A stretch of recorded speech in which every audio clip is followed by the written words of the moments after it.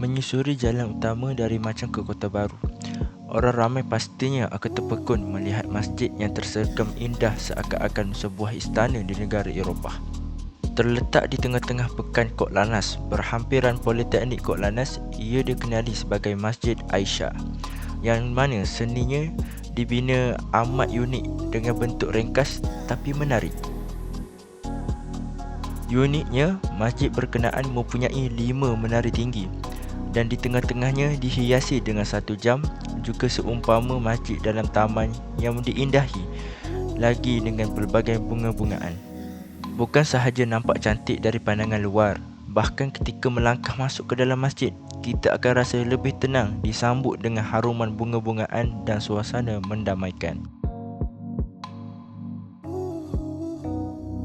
Di sebalik keindahan Masjid Aisyah ini, tidak ramai tahu ia sebenarnya diilhamkan oleh kolumnis Sinar Harian Allahyarham Tan Sri Abdullah Ahmad, atau lebih dikenali sebagai Daulah Kok Lannas, yang juga bekas ahli parlimen Machang. Allahyarham meninggal dunia akibat kanser.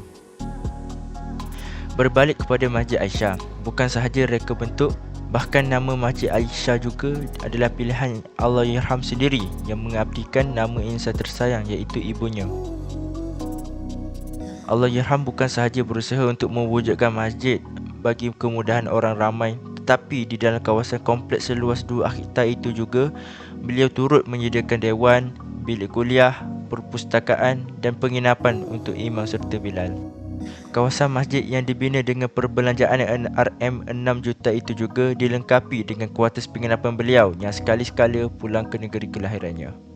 Mengikut cerita pengerusi masjid, Muhammad Awang, tapak masjid berkenaan pada asalnya adalah kawasan kilang ubat nyamuk dan Allahyarham berusaha membeli tanah berkenaan sekitar tahun 1970-an daripada peniaga yang didakwa menghadapi masalah kewangan. Kemudiannya, terdapat individu yang ingin menggunakan untuk membina bangunan pejabat. Nama Allahyarham mengemukakan hasrat beliau untuk membina sebuah masjid demi kepentingan orang ramai.